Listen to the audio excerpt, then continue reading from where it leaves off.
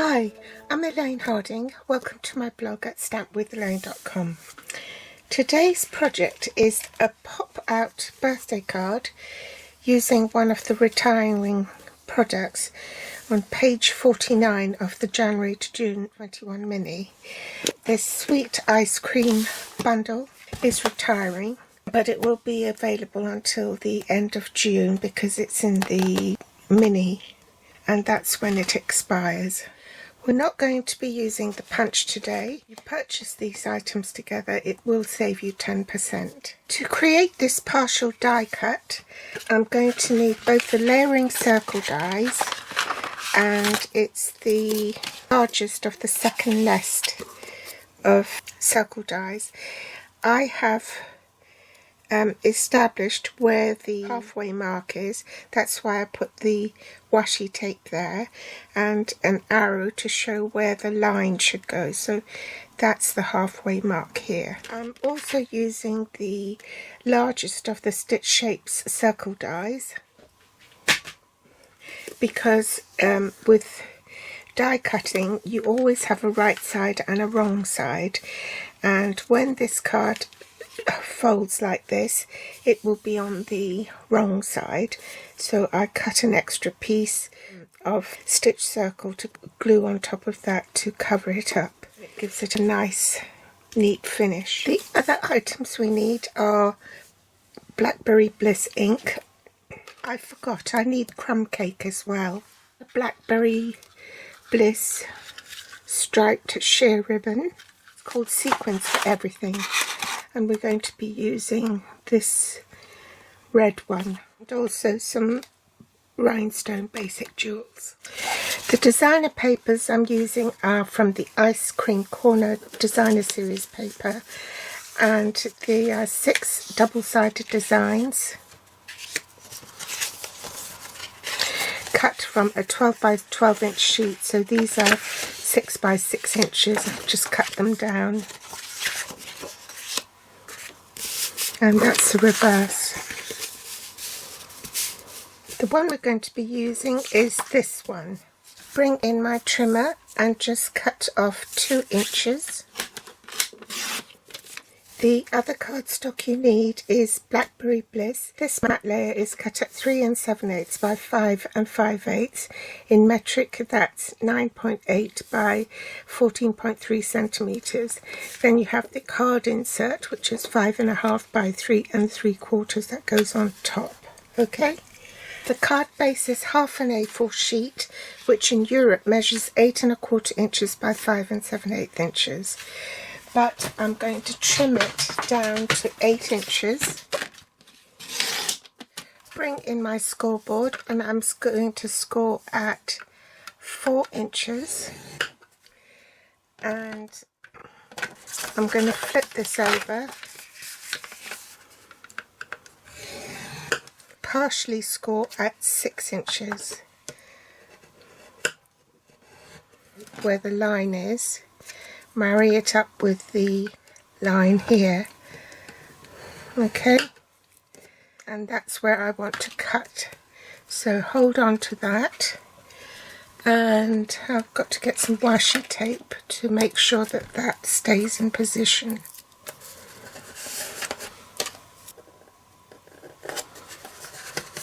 Sorry, I forgot to do something. I want to glue this paper onto the card base.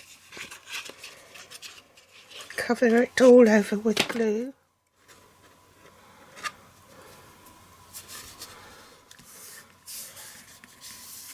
Trim off the excess.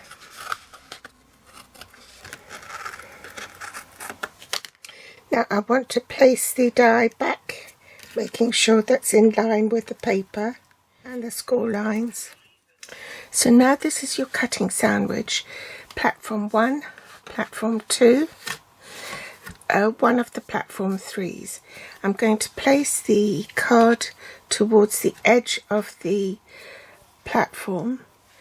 Place the second platform 3 on top of the paper where the paper ends, okay, because I don't want to cut around this area, and it will only cut if you have the correct sandwich.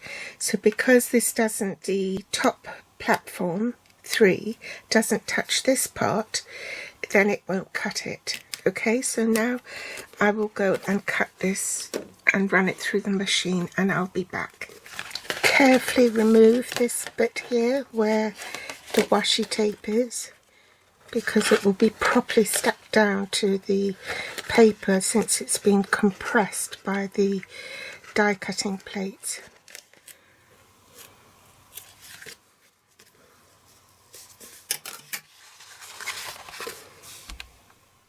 Now I've already pre-die cut another stitched circle with the largest of the stitched circle shapes dies to fold the card over so that the designer series paper is now on the inside. Then fold that back,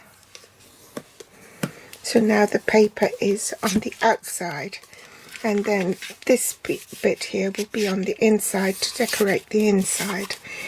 Then we'll just do a bit of stamping and glue that piece onto here. Okay, so you need the Stamparatus, and I've already mounted the stamps I need on here. So we're using the Ice Lolly and both the sentiments. Also mounted some of the other stamps I need onto some other blocks. I normally cut, if I'm sitting in front of the television and I'm not doing anything, I very often will get some cardstock and cut out these circles and things that I need, and just store them in acetate envelopes for the box, so I have a ready supply. Now this is the template, so I can put this back in the template and stamp. Oops.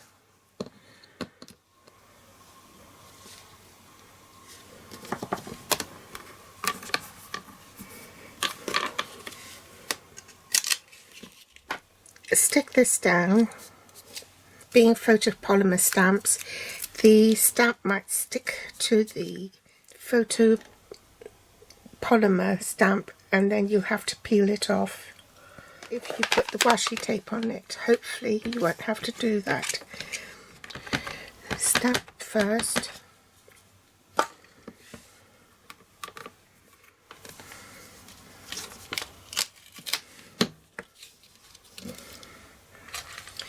I'll stamp a couple more times.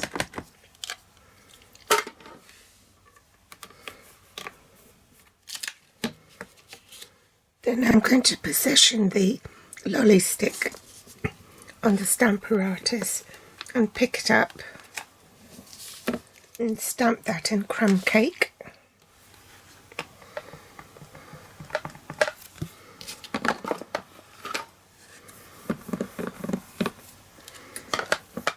Position this over that stamp bit, partially ink it up. Need my acetate sheet just to check the position. It's crooked. Okay, try stamping that again to see if the position is right. I don't want to ink the entire stamp up because the stick is longer. That's better.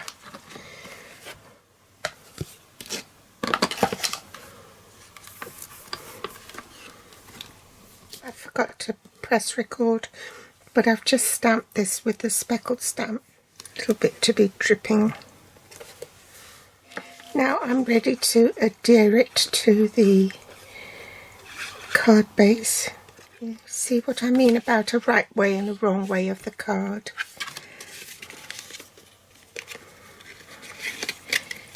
That through, make sure that's straight and that is flush with the circle before I press it down. Oh bother, I forgot to record it. I've stuck it down and made sure that that was flush with the back of the circle here, and then added the rhinestones. So first I'm going to glue this piece inside the card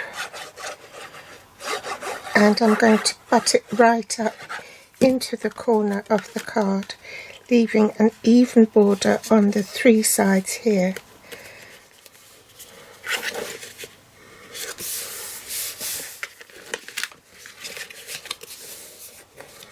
Then this piece, and this will have even border all round. Bring back the Stamparatus, make sure it stays down, ink it up with Happy Birthday. I want to make sure that it's behind the circle here, so you can use a pencil to lightly trace round here to make sure you don't go beyond that. Okay, and then stamp.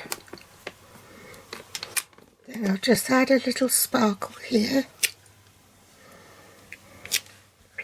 and to finish the card just cut a length of ribbon. I think that's about 6 inches, and I'm going to tie a knot, a flat bow.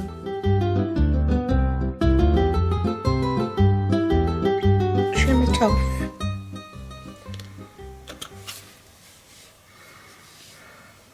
And then one last touch, I'm going to add some sequins here.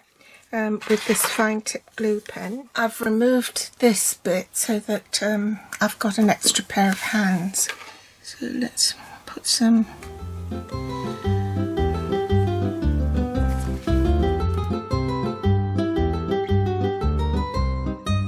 So that's how you make a partially pop out birthday card. Then you can write your greeting here so it still remains hidden, and you'll be able to stand the card up to display. So I hope you've enjoyed today's tutorial. Thanks for joining me, and I'll be back with another tutorial at the end of the week. All the supplies are listed below this video in the Show More section. You can also find me on Facebook, Pinterest or Instagram. If you haven't subscribed yet, do subscribe, and if you like this video, give me a thumbs up. Thanks for watching. Bye!